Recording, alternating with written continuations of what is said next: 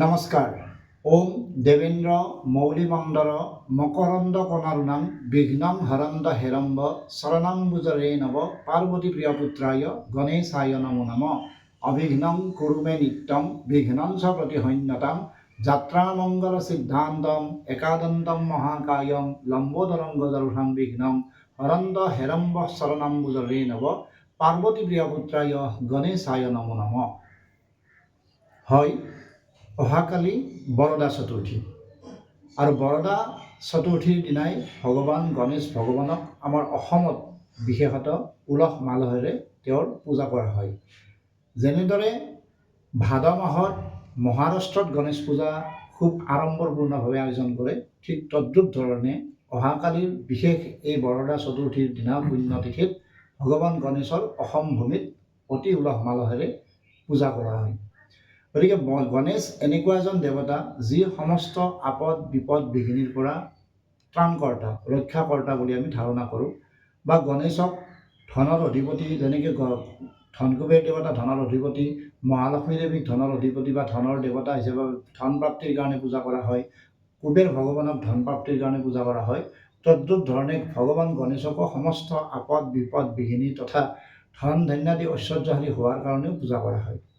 বিভিন্নজন ব্যক্তিয়ে বিভিন্ন সময়ত ব্যৱসায়িক প্ৰতিষ্ঠান খুলিবলৈ লওঁতেও প্ৰথমতে ভগৱান গণেশৰেই পূজা কৰি সেই অনুষ্ঠানটো আৰম্ভ কৰে।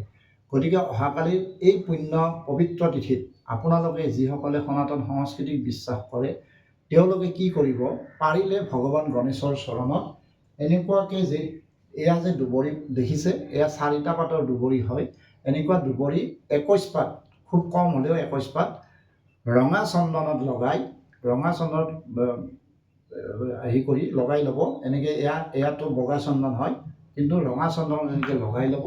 লগাই লৈ ভগৱান গণেশৰ চৰণত দিব পাৰিলে দিব, আৰু মন্ত্ৰ ক'ব, তেওঁৰ বীজ মন্ত্ৰ হয় গাং গণেশায় নমঃ, গাং গণেশায় নমঃ, গাং গণেশায় নমঃ। তেনেকৈ 21 পাত দুবৰি পাত ভগৱান গণেশৰ চৰণত দিবলৈ চাব যদি পাৰে। লগতে ভগৱান গণেশৰ নামত বুন্দিয়াৰ লাড্ডু 1টা 3টা 5টা আপোনালোকৰ শক্তি সামৰ্থত যেনেকৈ পাৰে দিব, আৰু আদা আৰু নিমখৰ নৈবেদ্যও ভগৱান গণেশৰ নামত নিবেদন কৰিব। আৰু আপোনালোকৰ যি মনস্কামনা গোটেইখিনি কথা তেওঁৰ আগত অৱগত কৰাব। লগতে যদি আপোনালোক ব্যৱসায়ী হয়, কোনোবাজন যদি ব্যৱসায়িক প্ৰতিষ্ঠানৰ লগত জড়িত হৈ আছে, তেতিয়াহ'লে তেওঁৰ ব্যৱসায়িক প্ৰতিষ্ঠানৰ উত্তৰ আত্মোন্নতি পৰিপ্ৰাপ্তি কামনাৰ্থে বা সমৃদ্ধিৰ পৰিপ্ৰাপ্তিৰ কামনাৰ্থে ভগৱান গণেশৰ নামত এনেদৰে 21 পাত দুবৰি পাত দিলে ভগৱান গণেশ সন্তুষ্ট হয় বুলি ধাৰণা কৰা হয়। আৰু ইয়াৰ ফলতে আপোনাৰ ব্যৱসায়িক প্ৰতিষ্ঠানৰো চিৰবৃদ্ধি শ্ৰীবৃদ্ধি ঐশ্বৰ্য আদি হয় বুলি ধাৰণা কৰা হয়। গতিকে আপোনালোকে যিসকলে বিশ্বাস কৰে ভগৱান গণেশক, যদি পাৰে তেতিয়াহ'লে আপোনাৰ ঘৰৰ থাপনাৰ গণেশৰ ফটোৰ ওচৰতে দিয়ক, বা যিকোনো গণেশ মন্দিৰত গৈয়ে দিয়ক, বা য'ত গণেশ পূজা হৈ আছে তাতেই পাৰিলে দিয়ক। য'ত যেনেকৈ পাৰে যদি দিব পাৰে দিবলৈ চাব, নিশ্চয় ফল পাব।